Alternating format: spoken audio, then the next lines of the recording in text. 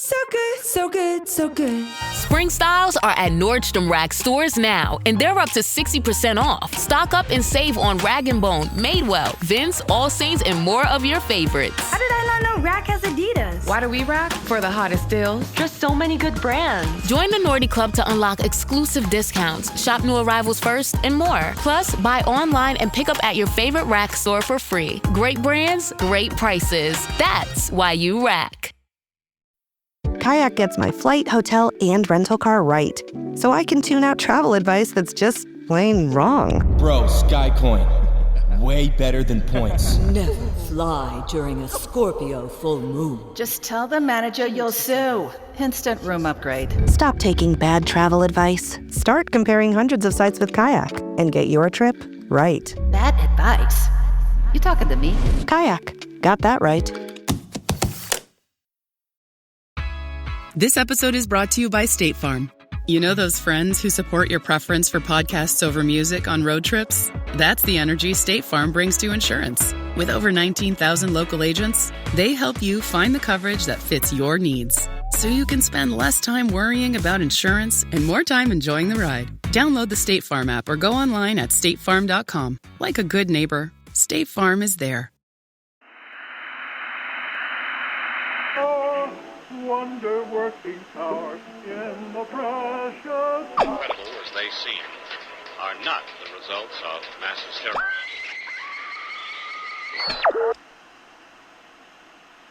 You may wish to adjust the dial. You are currently tuned into the wrong station.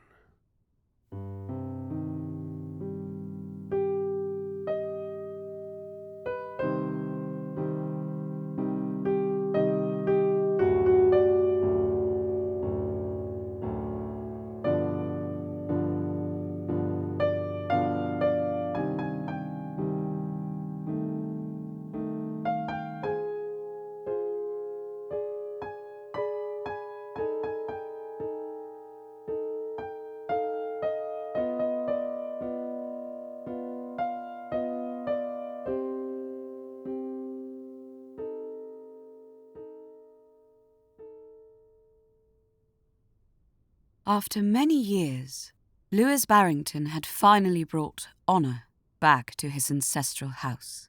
It was generally agreed to be a remarkable feat, following, as it did, a series of misfortunes that led to him inheriting the family estate when it was at its lowest point since the signing of the Magna Carta. These misfortunes were threefold. Firstly, his mother had died in childbirth. Secondly, his father was a wealthy boozer, and the worst kind of wealthy boozer at that. One who was bad at cards. He lost high-stakes games all over the country, and when his credit ran out in London, he went abroad to lose on the continent. The gambling losses steadily diminished the Barrington pocketbook, causing the house and grounds to slide into total disrepair. The staff steadily departed, until only the loyal butler remained.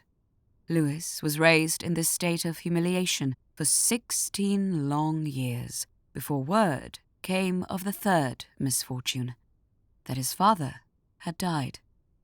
It had happened on a Swiss train in the midst of a game of bridge. By coincidence, the train was already en route to London. After a brief conference, the conductors simply moved the Barrington corpse from the passenger car to the baggage compartment. The rest of the trip was without incident, and Lewis, wearing funereal colours, met the train in London. Before he departed with his father's body, Lewis was approached by the station manager, who informed him, in a soft, sympathetic voice, that the rail company would be waiving the oversized luggage fee out of respect. After burying his father in the family plot, Lewis Barrington set out to bury the debts that still held his name. He was more than suited to the challenge. His father's long absence had deprived him of a normal education, which meant the butler, Mr. Davies, had taken on the role of teacher. Mr. Davies did not have a nurturing countenance, He was a thin man with long legs and round spectacles that made him look as fierce and efficient as a wasp. Yet, under this insectile exterior was a delicate soul. He took pity on poor Lewis and secretly vowed to care for him as he would a son. He showed Lewis the Barrington financial ledgers, taught him about revenue, expenses, and profit, and instructed him on proper etiquette. In short, everything a young peer would need to know. However, he did somehow fail to teach him the rules of bridge or any other game where money changed hands. As a result of Mr. Davis's curriculum, Lewis became quite good at handling, saving, and making money. The debts he quickly paid by leasing the fallow land around the estate. But he made his true fortune in war. Lewis had noticed that there was always a war to be had somewhere on the continent. He made himself integral to all military efforts, becoming a middleman for supplies and weapons. Towards this end, he made a clever marriage in his early 20s to Miss Laird, the eldest daughter of a rising gunpowder magnate. Her connections made him rich, and he had even liked her a good amount. If asked, he would say it was a satisfying relationship indeed, and he was appropriately sad when she passed away shortly after giving birth to their only daughter. 20 years later, and this daughter, Iris, had, without warning, come into full flower. It was, in a word, inconvenient. Lewis often took to his social club to relax by the fire with whiskey and the financial papers, but now he was constantly interrupted by requests for courtship. Lord Reynolds had practically begged for a meeting on his son's behalf. Lewis was accustomed to financial mergers, but befuddled by romantic ones. As he often did, he went to Mr. Davis, who still attended to the family, for advice. Mr. Davis was a lifelong bachelor and equally unsure of how to approach Iris's betrothal. Both were secretly relieved when Iris flatly rejected each suitor. If courtship was this complex, then imagine the difficulty of an actual wedding. Neither was to be relieved for long, for Iris was far worse than picky. She was seeking true love. Had Lewis known, he would have been very confused indeed. Iris's father often held dinners for the officer class. He never skimped on these events. Champagne for all, port for all, a tower of chocolate bonbons on each table, and many lawn games with endless prizes. It was his explicit goal that each and every officer would leave perfectly satisfied. These men would one day buy his gunpowder, or at least advise their superiors to do so. Iris was a fixture at these events, and often the only unmarried woman. She regularly found herself surrounded by the single men, whom she charmed as best she could for the sake of her father's business concerns. The heat from the food, candles, and dance floor sometimes made the experience challenging. She would escape through the kitchen to breathe in the night air and smell the roses Mr. Davis had planted along the fence. Then, on one such occasion during one such party, there was a young man already out there sniffing the rosebush. He stiffened when he saw her. "Please, sir, don't stop on my account," she said. "I was just coming outside for some air." The young man half turned back to the rosebush and then turned back to her. His uniform said he was a lieutenant. Iris could read a uniform from 60 paces. "Thank you, but I will be going now," said the lieutenant. "Thank you for your hospitality, Miss Iris." He seemed to look past her, as if attempting to be respectful in a military fashion. "I don't believe we've met, sir. How did you know who I was?" At this, his eyes widened slightly and his lips half curled into a smile. "I've known who you are since the moment I saw you."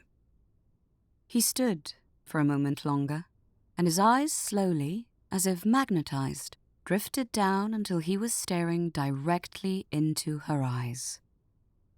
She astonished herself by staring back. His name was Danforth, Lieutenant Danforth, and they spent the evening walking the gardens, speaking of life at the estate.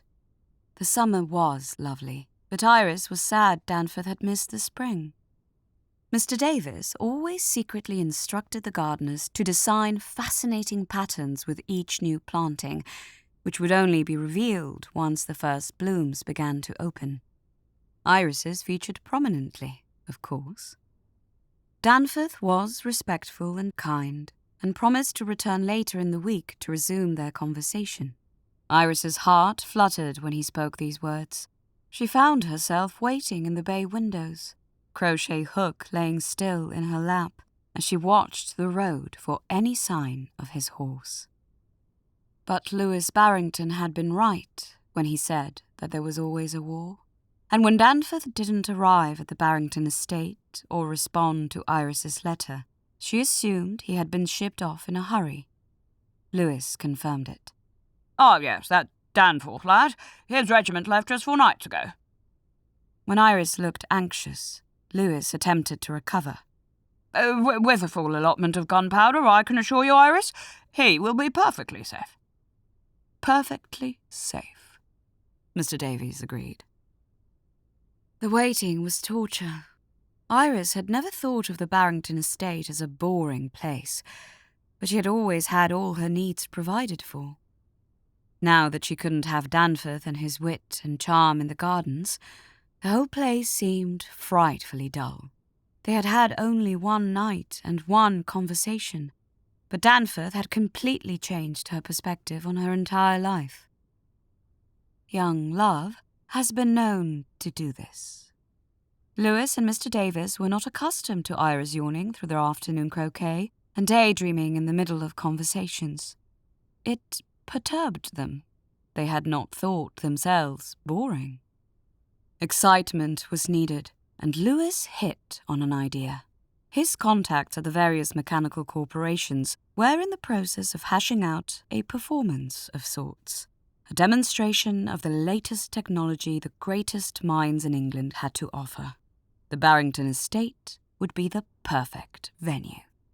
Surely something in this great display would catch Iris's eye, and if that something was a more suitable man than a disposable junior officer, well, Lewis could set aside his misgivings about romance for 1 afternoon. In the intervening weeks, the event grew from a simple demonstration to a combination of industry conference, academic symposium, and yes, a bit of a carnival as well. The day came. Dozens of carriages lined the road leading to the gardens. Scientists and labourers dragged large steam engines and bags of coal over the uneven ground as Mr. Davis directed traffic and guarded against incursions into his flower beds. Meanwhile, Lewis stood among the great men of the corporations. They were adorned with top hats and tails, and their wives had been deliciously ornamented like the cakes of the French court of Louis XIX. But it all left the Barrington daughter cold. Iris wandered the grounds, daydreaming of Danforth, as the demonstrations were set up. As always, her feet took her back to the rose bushes behind the kitchen, but she couldn't stay. The path was littered with waiters and chefs, busily shepherding food out to the grounds. She turned the corner to leave, and nearly collided with a young woman who was making her way towards the house. Apologies were exchanged, and the young woman introduced herself as Valeria. She had arrived this morning along with her father and the coterie of scientists. She was sick of the noise and bustle and being told to "Please move, mademoiselle, s'il vous plaît," by the Belgian head engineer, so she'd set off to wander. It turned out Iris and Valeria were nearly the same age, with compatible interests, and shared a deep boredom with the businesses of their respective fathers. They whiled away an hour in the gardens, chatting about the latest happenings in London and abroad. Valeria had much to offer in that regard, as her father took her on his frequent business trips to the continent. She had even met the Princess of Dalmatia once. Then, a loud horn blared over the estate. It was time for the demonstrations to begin. The first display was for a steam-powered war carriage. It was enormous and loud enough that it didn't need a cannon for defense. It would shake your brain to mush if you stood close enough. Any soldiers aboard would need earplugs. The next demonstration was a mounted gun that fired rapidly thanks to the application of clockwork mechanisms. But the gun was rather frail and prone to misfiring, as Mr. Davis's poor, shot-up dahlias could attest. The third display belonged to Valeria's father.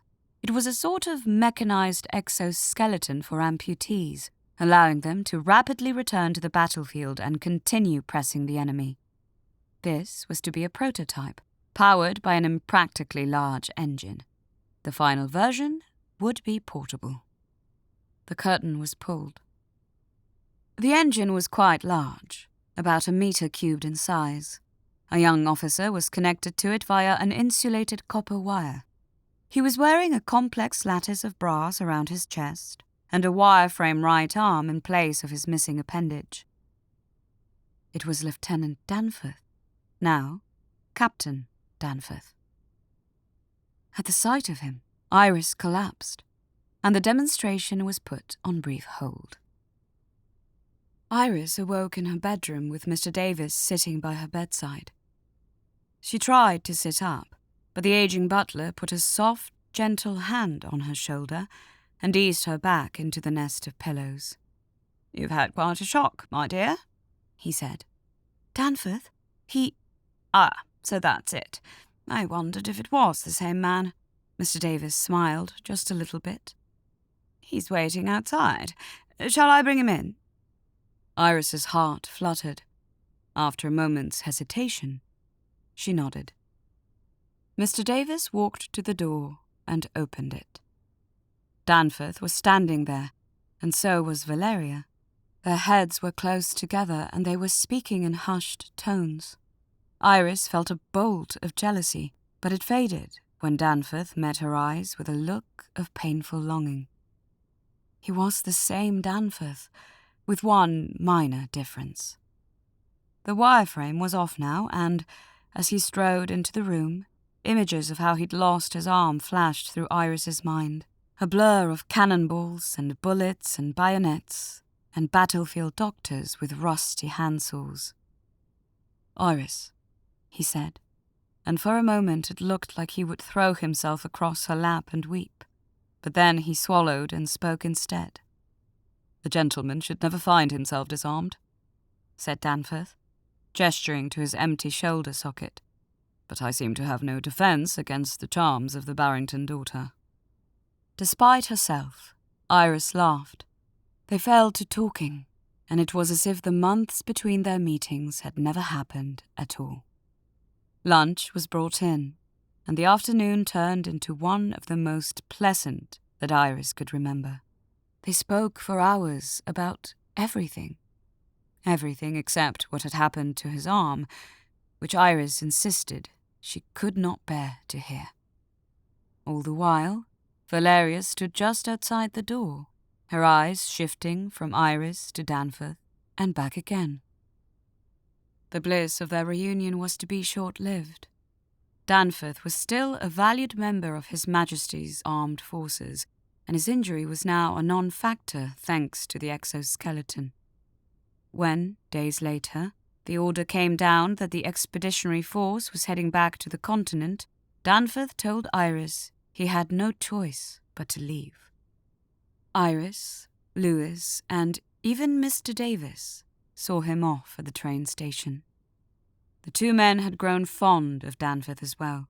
He was a decent sort, who made the right noises during conversation and was a fair croquet player. They were disappointed to see him go. It suddenly seemed frightfully boring to once again only have each other to talk to.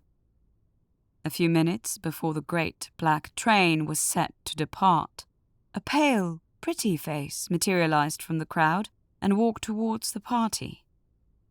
It was Valeria. "Oh, hello, Mr. and Miss Barrington," she said. "I'm here to collect Lieutenant Danforth on behalf of my father." "Your father?" said Iris. "Yes. We must get him refitted with a mechanical arm before he travels to the front." Valeria slipped her arm through Danforth's. He stiffened, and his face turned red, but he did not pull away. Iris's eyes fell. Of course, said Lewis. That makes sense. Good luck, my boy. Show them what a good British soldier is worth, eh? And good British gunpowder. I will, sir, said Danforth. As he took his seat with Valeria, Danforth tried to make eye contact with Iris through the train window, but she had already turned away. It was a gloomy day in December when a messenger brought word that Danforth would be returning to the Barrington estate, assuming they would have him. Iris immediately wrote a response as the messenger waited patiently in the sitting room. Her hand shook so badly it took her 3 tries to get it right. Then she quickly wrote a second card to Valeria. Iris and Valeria had become close friends in the months since their first meeting. In the absence of Danforth, Iris's jealousy at the train station had given way to a genuine enjoyment of Valeria's companionship. She was a regular visitor, spending several week-long visits with her father, Rupert, who had similarly become friends with Lewis Barrington and Mr. Davis. All this weighed on Iris's mind as she wrote her letter. Danforth's return was a chance to rekindle the closest thing to romance she'd ever experienced. And yet, that same return threatened to upend the happy garden of routine that had bloomed in his absence. It was with no little trepidation that she handed the envelope to the messenger and paid him to take it to Valeria's home. And then there was nothing to do except tell her father the news. Lewis had already heard about the strategic retreat, although the news of Danforth's return was a surprise indeed. Even before Iris had finished speaking, Lewis was already calling to Mr. Davis about the possibility of adding an additional Christmas party to the schedule. This one for returning officers. Thanks to Mr. Davis's considerable organisational capacity and Mr. Barrington's considerable Rolodex, the invitations went out the next morning at 9 a.m. The first guests began to arrive at 8:15 on December 23rd, and by 9 the party had started in earnest. The quintet of musicians played the latest lively waltzes from Austria, and soon the dance floor was awhirl with tulle and lace and the squeaking of new military boots. Iris and Valeria were among the dancers, but as they spun from place to place, both kept their eyes on the foyer, awaiting the arrival of Danforth. "What if Danforth asks me to marry him?" Iris asked as they stepped and turned together. "Then I will have to change my opinion of him," replied Valeria. "I had him marked as a fool. But if he chooses to marry you, he must have a deep well of intellect that I have not yet encountered in our time together." "And if I'm not mistaken," Iris began, huffing slightly from the exertion, "the two of you have spent quite a lot of time together." Valeria looked up and away.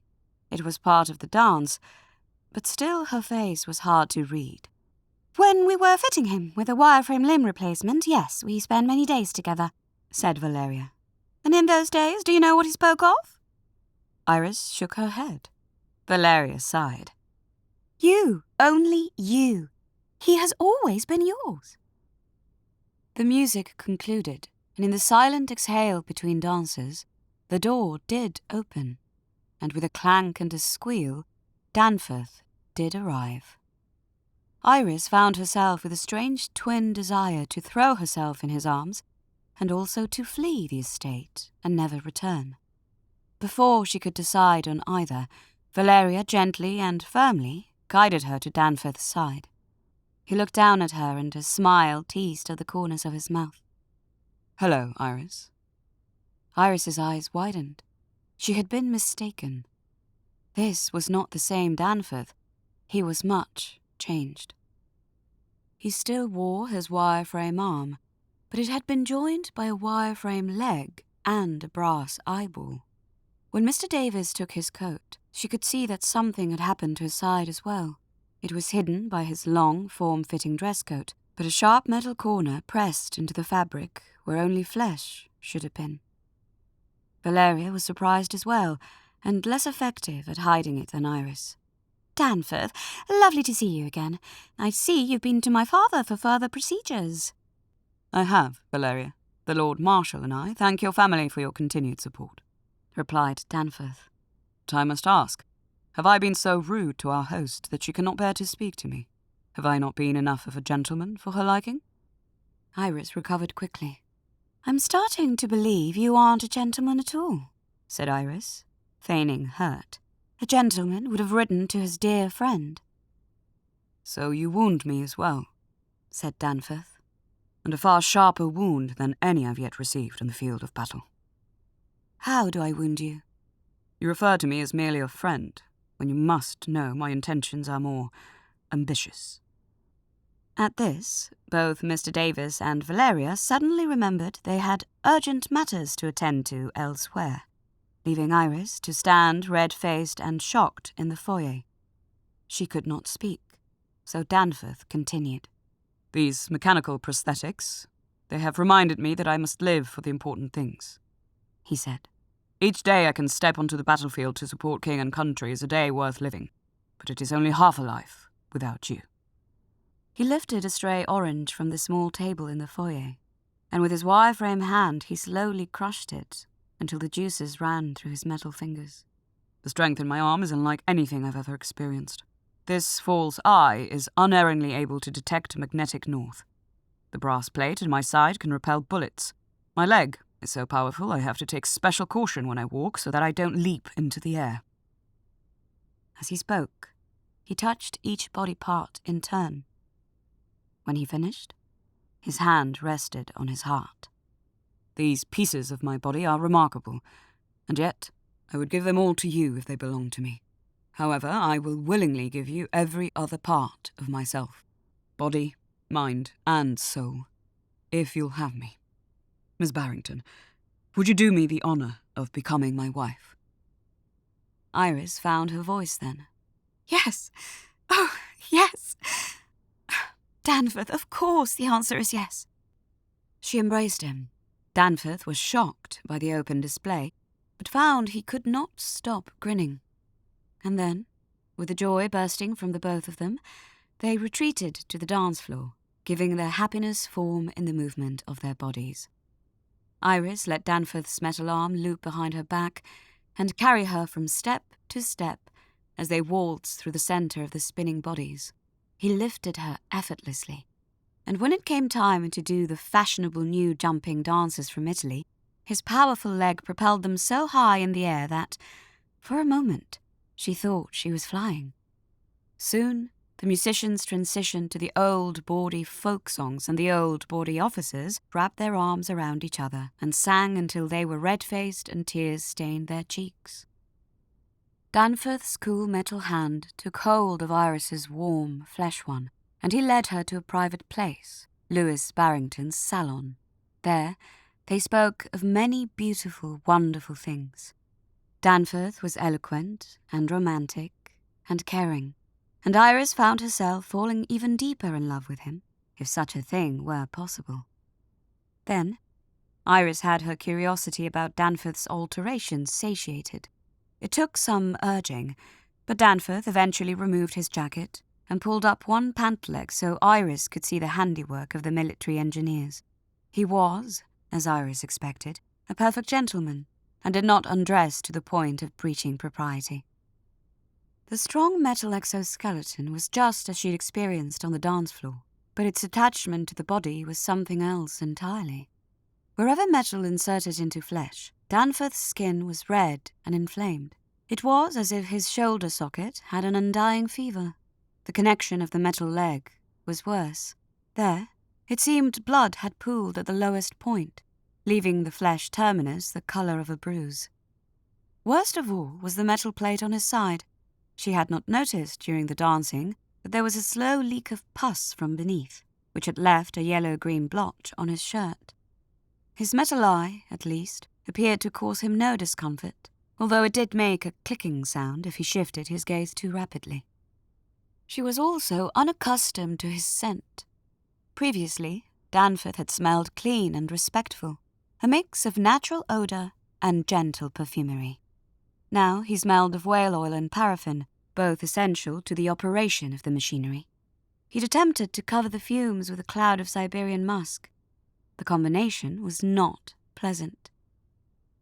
But there was no reason to see these new realities as barriers or defects. After all, these were the things a good wife could help him with. The party carried on into the small morning hours and beyond. The dawn rays crept in to discover many guests asleep in bedrooms or under tables, with Mr. Davis sweeping the broken glasses from the dance floor in preparation for the janitor's arrival. On the couch in Lewis Barrington's salon, Iris and Danforth slept in their party clothes, having both fallen asleep mid-conversation. When they awoke, Iris had to refill her betrothed's coal compartment before his limbs could begin working. As glorious as the news was, the consummation of their engagement would be delayed. Danforth had risen in rank yet again, and he was expected at the front after the holidays, along with his mechanically improved body. He left in high spirits, however, and vowed to return as soon as he could. Meanwhile, the foyer of the Barrington estate became a sort of menagerie for the best party planners, designers and tailors in all of England. They arrived in flocks, with bright plumage on their bodies and fluffed feathers on their heads, and they pecked at the endless stream of canapés Mr. Davis provided, while they waited for the chance to meet with the bride-to-be. Iris, never one for party planning, nevertheless shouldered the bulk of the work. When it came to her wedding and reception, she knew what she wanted. Lewis, so used to her lukewarm feelings about his military gatherings, watched her work with pride, dabbing his eyes when no one was looking. His little girl. Why had no one told him she'd grown up? Each night, Iris collapsed into bed, exhausted by the day's labours. She had new respect for her father. A party was a challenging thing to plan, let alone a wedding, a cocktail hour, and reception. The whole plan was further complicated by the fact that the dates of the events were still up in the air. The events were on standby, but the wheels could be thrown in motion at a moment's notice. All they were waiting for was the starter's pistol, a letter from Danforth saying that he was finally coming home. The tables were set with Mr. Davis's best china and crystal. The musicians tuned their instruments. The kitchen was alive with steam and heat and shouting. Then, in a whirl of velvet, silk, and tulle, the guests poured in. Food was served, dancing commenced, and yet Iris could not enjoy the festivities. Not yet, for she had not yet laid eyes on her betrothed. Iris wandered the party, searching for Danforth. She was certain he had arrived. No new carriages had parked at the front gate in the last hour. It made no sense. It had been months since they last saw each other, and this was a celebration of their engagement. Was he really that shy of her? For a moment, Iris marvelled at how little they truly knew about each other. Their time together had been perfectly romantic, but it had also been brief, with long stretches of separation. This was not unusual. Many people were married after a single meeting, but it still gave her pause. Perhaps Danforth and her were more different than she'd previously surmised. Or perhaps he was preparing a surprise for her. That did sound like something Danforth might do. She approached 2 officers from his regiment, embarrassed to realize that she knew neither of their names nor their relationship, if any, to Danforth. The men were thankfully too drunk and happy to care. They welcomed her boisterously with the respect one gives to a host. After a few minutes of shared praises and small talk, she broached the subject of Danforth's whereabouts. The men were flabbergasted that she had not yet seen him. "A crime," said the older officer. "Apologies, my lady, but it is a crime to keep such a precious beauty from her betrothed. A crime, I say." Yes, agreed the younger officer. "He speaks of nothing else but you. I'll deliver you to him immediately." He grasped her hand without asking, and stood. Iris was pulled along through the crowd to where Danforth sat. He looked quite changed, from when she'd last seen him. What was once a man had become something diminished. Iris stopped short. Both of Danforth's arms were off now, along with his legs. His lower torso seemed to be missing, as well as his upper body all the way to his ears. Only the top half of his head remained, with his tongue lolling and drooling on the cushion, for lack of a lower jaw to hold it in place. A few of his fingers were scattered about. As she took him in, Iris found that she was struggling to breathe. He was dead. Certainly he must be dead. She couldn't breathe. There was no other possibility. Her fiancé was dead, and she was looking at his remains. Her breath wasn't coming. Why had they done this to her? Some horrendous joke, but no. It was too cruel to be a joke. Then Danforth's eye opened, and Iris better understood his true circumstances. He was not dead. Rather, he was attached to a steam-powered pump by way of 3 snaking bronze pipes. They entered through the back of his skull, pushing blood and water through the delicate vessels in his brain. During each pump, his one eye opened wide and he looked around startled, as if he'd just been awoken from a deep sleep. After each pump, his one eyelid closed, as if he was diseased. The young officer bowed and left, leaving Iris unsure of what to say or what to do. The pump hissed loudly as it circulated its fluids. Danforth's eyes fluttered open. His gaze rolled around the room in a panic and then landed on Iris. The edges of his face crinkled, and Iris took this to be a smile, though it was hard to tell without a mouth. She gathered her skirts and knelt down next to his chair, careful not to jostle him too much. "Dearest." She paused, then, not sure what to say next. Thankfully, Danforth spoke to break the silence. Was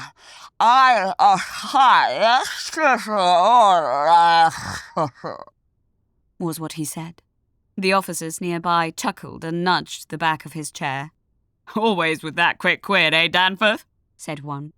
"He's a quiet chap normally, but when it comes to the Lady Barrington, he's certainly got away with words," said another. Iris blushed. The officers turned back to their conversations. The party continued around her.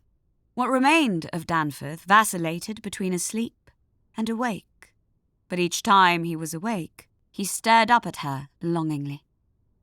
The pump hissed as it cycled, just loud enough to cut through the conversations. Iris waited until Danforth was asleep, then shakily stood up, knocking the chair slightly. Danforth did not awaken, not even as one of his fingers rolled off the cushion and fell to the floor. Iris reached for it, but it was absent-mindedly kicked onto the dance floor by a leather-clad foot and lost to sight. Danforth slept on, and Iris, not knowing what to do, receded into the crowd. She came upon Mr. Davis and her father in the midst of discussing important matters. "Sir, with all due respect, this guest list is pushing the limits of our capacity. Must we invite every officer in His Majesty's Army and Navy?" said Mr. Davis. "And their wives, Mr. Davis," said Lewis. "This is Iris we're talking about. Marriage was done differently in my day, but who are we to fight the tides of romance?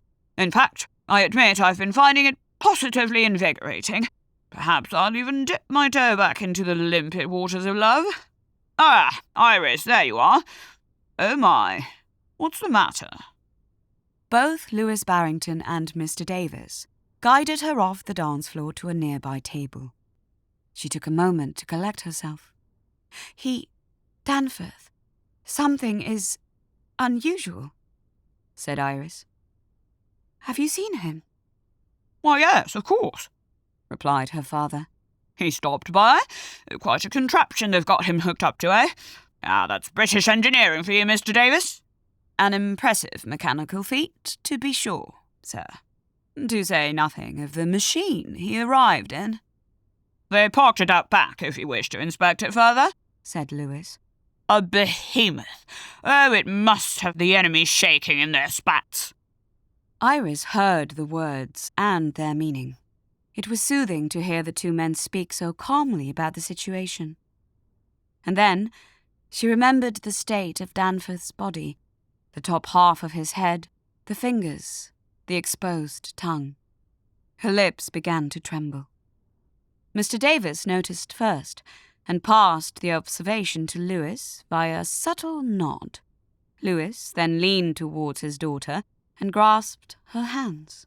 My dear, I promise that while his body may be reduced, that is where the difference ends.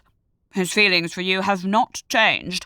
Why, when he was over here earlier, he could not stop singing your praises. Except for the thrill of battle, he spoke of nothing else. Nothing else, agreed Mr. Davis. Iris nodded, and then excused herself. The rose bushes behind the house were not in bloom, but bright new shoots sprang like green electricity up the lattice structure. They were coated with the beginnings of thorns, so small and slim that you wouldn't even notice as they cut into your flesh. Someone else was back there, a woman in a light blue dress. Valeria. She did not turn as Iris approached. She was staring at a great black shadow that towered over the bushes. Iris moved closer and waited for her eyes to adjust to the darkness. It was another wireframe machine, but far larger than any Iris had seen before. It was shaped somewhat like a crab, with pneumatic tubing piped through the entire exoskeleton to make it move. 2 long front arms were built for grasping and crushing, and where the crab's heart would be, there was a rotating drum. It reminded Iris of a harvesting combine, like the farmers used in the fields. She wondered what crops it brought in. And just above the crab's heart, where the brain should sit, there was a small contoured seat from which all the pneumatics and piping radiated. A small seat, just large enough for half a head to rest upon. Valeria spoke, as if in a trance. This is what Danforth operates in the battlefield. My father built it. On a single compartment of coal, it can run for 5 hours. The kitchen side door opened, and a young man wearing an apron stepped outside. Iris instinctively stepped back into the shadows.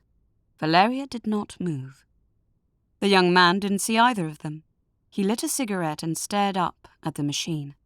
As he smoked, he walked around it, inspecting it. Then, after some thought, he ground out his red embers on the shining brass and left the butt on top of one of the claws. The young man returned to the kitchen. It was as if a spell had broken. Iris was furious. She marched up to the machine and pulled out a delicate lace handkerchief.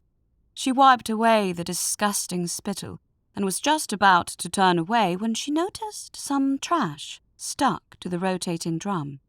The kitchen boy must have stuck it there. She reached out and plucked it away, then let out a small gasp as she realized what it was. Not trash, but flesh. Human flesh, still red with blood on one side. A summer wedding, I think, mumbled Iris, and then she collapsed.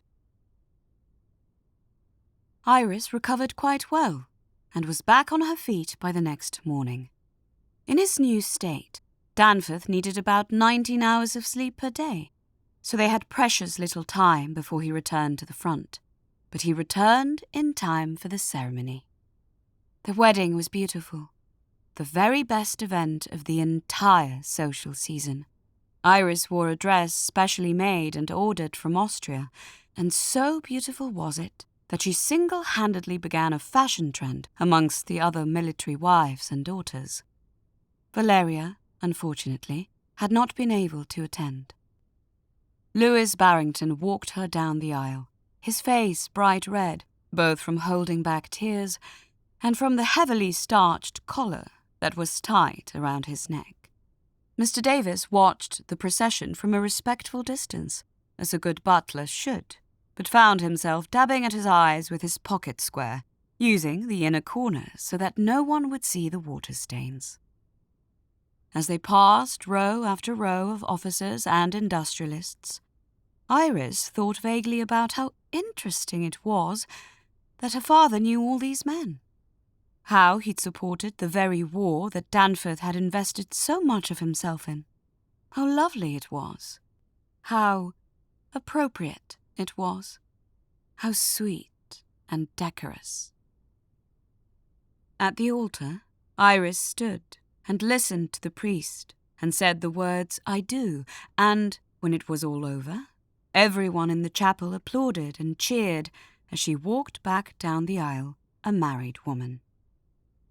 And yet, no matter how marvellous it was, no matter how many compliments she received, no matter how many well-wishers stopped by the head table, she could not shake the feeling that it was all a bit unusual.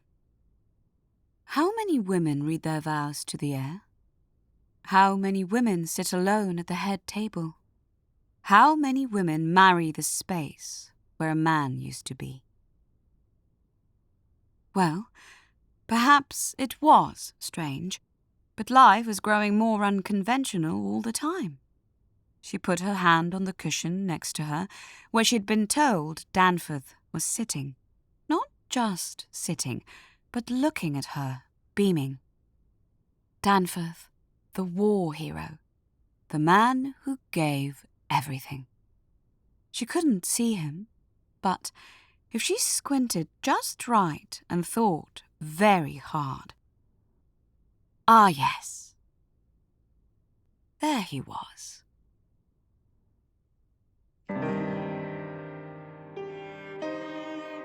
The Wrong Station is made possible with the generous support of our listeners on Patreon. Join us today at patreon.com/The Wrong Station for bonus episodes, behind-the-scenes content, ad-free listening, and additional goodies celebrating our decade of dread. This week's episode, The Courtship of Lady Barrington, was written by Jacob Duarte Spiel and performed by Marta da Silva. Thank you to Harriet, Jay Harrison, Eric, Mitchell McLeod, V, Amanda Ivy, Richard Rapolo, Zathagawa, Emma is procrastinating on something right now, and Andrew Castle for helping us keep the lights, well, off. The Wrong Station is co-produced by Alexander Saxton, Anthony Botello, and Jacob Duarte Spiel, with music composed and performed by Alon Citrin, and arranged for the viola and performed by Viola Schmidt. You can follow us on social media at The Wrong Station, or email us at thewrongstation@gmail.com. And until next time, thank you for listening.